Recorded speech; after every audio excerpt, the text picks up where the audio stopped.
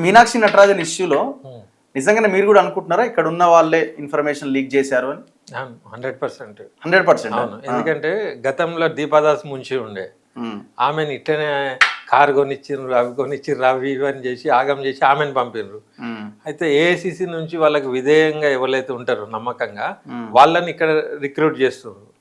అయితే గెలుపు వరకు కూడా దీపాదాస్ ముంచి బాగా పనిచేసింది, సివిల్ సొసైటీతో మాట్లాడింది, ఇండ్లకి పోయి కాఫీ ఛాయలు కూడా తాగింది, అందరినీ మమేకం చేసి కాంగ్రెస్ గెలుపుకు ఆమె పాల్పడ్డది.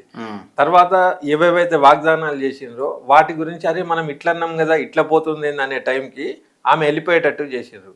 ఆ తర్వాత నెక్స్ట్ చాలా హానెస్ట్గా ఉండే మనిషిని ఆమె ఎట్లా వచ్చింది ట్రైన్లో దిగి రావడం ఇవన్నీ కూడా చూసి మంచిగా అనిపించింది. ఆమె నిజంగా కూడా అది నటన కాదు, ఆమె బతికే అట్లున్నది. ఇప్పటికి కూడా అట్లే ఉంది, ఆమె అట్లనే ఉన్నది. ఆమె గెస్ట్ హౌస్, పెద్ద పెద్ద గెస్ట్ హౌస్లు, హోటల్స్ లో ఆమె ఎప్పుడు ఉండదు. ఆటోలో వస్తుందట, ఆటోలో పోతే ఆమె వండుకుంటదంట అసలు. ఎగ్జాక్ట్లీ. అయితే అట్లాంటి వాళ్ళు వీళ్ళకి ఎట్లా మ్యాచ్ అవుతారు?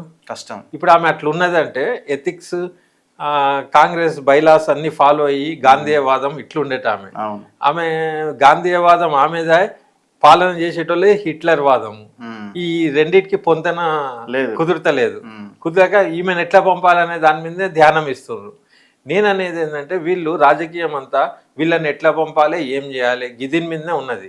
ఒకవేళ సాఫ్ సీదా ఉన్నారనుకో, పార్టీ లైన్స్ మీద ఉండి ప్రజల కోసం ఇచ్చిన మాటల మీద అవి ఉంటే ఆమెతో ఏం ఆటంకం, ఆమె కూడా హ్యాపీగా ఎంకరేజ్ చేసుకుంటూ పోతుంది.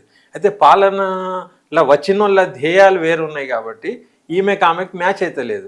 కాబట్టి అది ఓకే, మనం అర్థం చేసుకోవచ్చు. ఏమని కొద్ది అసహనానికి గురవుతుండ్రు, రియల్ ఎస్టేట్ దందాకి అడ్డం వస్తుంది, ఈమె అంత ఎట్టనో ఉన్నదని మ్యాచింగ్ కాకపోవచ్చు.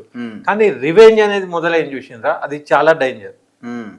అంటే ఆ ఒక మంచి రివెంజే 100%. అభిప్రాయ భేదాలు ఉండొచ్చు, ఆమె నిర్ణయాన్ని వ్యతిరేకించవచ్చు, ఈమె వద్దు మాకని కంప్లైంట్ చేయొచ్చు, ఇదంతా అంతవరకు ఓకే. కానీ 100%. అయితే ఉర్దూలో దీన్ని గద్దారి అంటారు. గద్దారి అంటే మోసం, నమ్మిచ్చి మోసం చేసుడు, మన వెనుకనే ఉండి కట్టప్ప లెక్క కూర్చుడు, వెన్నుపోటు కూర్చుడు, ఇట్లాంటి అన్నిట్లల్లా రుజువు చేస్తుంది. అయితే నా ప్రకారం ఏంటంటే ఇది ఒక మంచి ఎగ్జాంపుల్. మేము మొదటి నుంచి ఏదైతే అంటున్నామో పార్టీనే నష్టం చేసేటోళ్ళని కూర్చోబెట్టినరు. సేమ్ ఇప్పుడు మీనాక్షి నటరాజన్ ఎగ్జాంపులే సేమ్. ఇప్పుడు మీనాక్షి నటరాజన్ గారికి ఏదైతే మోసం జరిగిందో సేమ్ కాంగ్రెస్ పార్టీకి కూడా జరగబోతుంది. అదొక్కటి చాలు. ఇప్పుడు అన్నమూడి కింద లేదా ఒకటి చూస్తే చాలు ఎట్లా అంటారో ఈ ఒక్క సంఘటన చాలు. అంత మంచి ఆమెకు ఒక రాజ్యసభలో కూర్చుంటే మంచి వాయిస్ వెళ్ళేది పేదల పక్షాన. గట్లా అంటే ఆమెను మీరు ఇట్లా ఆగం చేస్తారా? మీరు దొంగలు కొట్లాడుకుని ఏమన్నా చేసుకున్నా ఓకే, కానీ మీకు ఒక మనసు అనేది ఉందా అసలు? ఒక గట్లా అంటే ఆమెను మనం అట్లా కాకపోవచ్చు, మన లైఫ్ వేరే టైప్ ఉండొచ్చు. ఒక దొంగకు కూడా ఇంతో సానుభూతి ఉండాలి మంచోని మీద. వాడు ఎవడన్నా రోడ్డు మీద పడితే వాడు దొంగతనం అని వృత్తి ఉన్నా వాడు పోయి అయ్యయ్యో అనే మానవత్వం అన్నా ఉండాలి. దీంతో నాకు ఏమనిపిస్తుందంటే మీకు భిక్ష పెట్టినటువంటి పార్టీ, ఆ పార్టీకి విధేయతగా ఉండే మనిషినే మీరు ఆగం పట్టించారు. కాబట్టి మీరు ఎవరినైనా ఆగం పట్టియగలుగుతారు.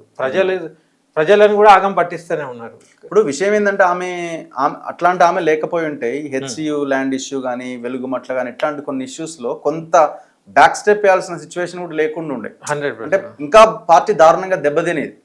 హెచ్సియు విషయంలో ఆమె డైరెక్ట్ ఎంటర్ అయింది, హైకమాండ్ కి ఇన్ఫర్మేషన్ పంపించడం ఇదంతా జరిగి కొంత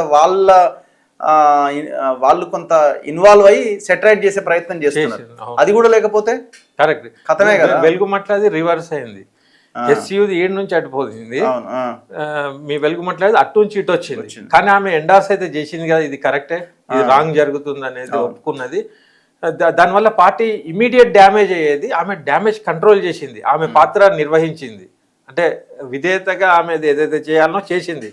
కానీ ఆమె మీద కూడా నాకు చిన్న విమర్శ ఏముందంటే మరీ అంత అమాయకురాలు లెక్క ప్రతిదానికి స్మైల్ ఇస్తుంది, దండం పెడుతుంది అంటది. నేను అనేది ఏంటంటే మొత్తం డ్యామేజ్ కాకముందే సివిల్ సొసైటీని పిలిపించి ఎట్లా చేద్దాం ఏందని ఆమె కూడా చర్చలు పెట్టాలి.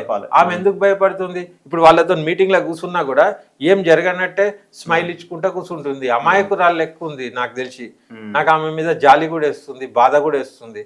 ఒక మంచి అవకాశం రాజ్యసభ ఇట్లాంటి వాళ్ళకి దొరకడు ఎంత సూపర్. తెలంగాణ నుంచి ఎవడెవడో రాజ్యసభకు పోయినరు. ఆ రాజ్యసభ వాళ్ళకి ఈమెకి ఏమైనా కంపారిజన్ ఉందా? అట్లాంటి వాళ్ళకి పని పెట్టుకొని మీరు పంపినరు. పెద్ద పెద్ద సీనియర్లను, బుద్ధిజీవులను తెలంగాణలోనే పండిపెట్టి మామూలు పోరాన్నని మీరు రాజ్యసభకు పంపిర్రు, ఈమె ఇట్లాంటి వాళ్ళు కదా పోవాలి, అది కూడా మధ్యప్రదేశ్ నుంచి పోతుంది ఆమె. ఆమెను రాష్ట్రం కాదు కథ కాదు, వాళ్ళ అక్కడ చూసుకునేటోళ్ళు అంటే పని పెట్టుకొని పోయి మీరు ఆమె మీద గ్రడ్జ్ ఏదైతే పెట్టుకున్నారో అలా కేసు కూడా ఏంది ఎఫ్ఐఆర్ కానీ ఏదో అసలు ఆమెకు సంబంధం లేని కేసు, అది సంబంధం లేదు, ఆమె ఇక్కడ ఇన్వాల్వ్ అయిన కేసు కూడా కాదు అది. కాదు, ఇది ఒక పెద్ద ప్రణాళికతోని చెప్పుకొనే జరిగింది. దీంట్లో కూడా ఏం రుజువు అయిందంటే ఇక్కడ ఉన్న పాలకునికి వాళ్ళ టీంకి బీజేపీకి సత్సంబంధాలు ఉన్నాయనేది రుజువు అయింది దీంతో. ఎందుకంటే వీళ్ళు వాళ్ళకి పంపినరు, వాళ్ళు లేవనెత్తిండ్రు, వాళ్ళే చెప్తుండ్రు కూడా మేమేం లేదు మీ కాంగ్రెస్ వాళ్ళే చెప్పిన ఆడ నుంచి అని డైరెక్ట్ చెప్తుండ్రు. మరి ఇవాళ వరకు ఎందుకు ఖండించలే ముఖ్యమంత్రి కానీ ఆయన టీం మెంబర్స్ కానీ? అట్లా అంటారు మేము పంపలే అని గట్టిగా అనాలే కదా, ఏం అనకుండా సైలెంట్ ఉంటుండ్రు. అంటే ఇది అంతా రాంగ్ ట్రాక్ పోతుంది. తెలంగాణ ప్రజలు వాస్తవానికి కూడా మోసపోయినరు, పార్టీ కూడా మోసపోయింది. ఘోరంగా ఉంది పరిస్థితి వాస్తవానికి. నాకు పార్టీ మీద సానుభూతి వస్తుంది, ఆ మనుషుల మీద సానుభూతి వస్తుంది.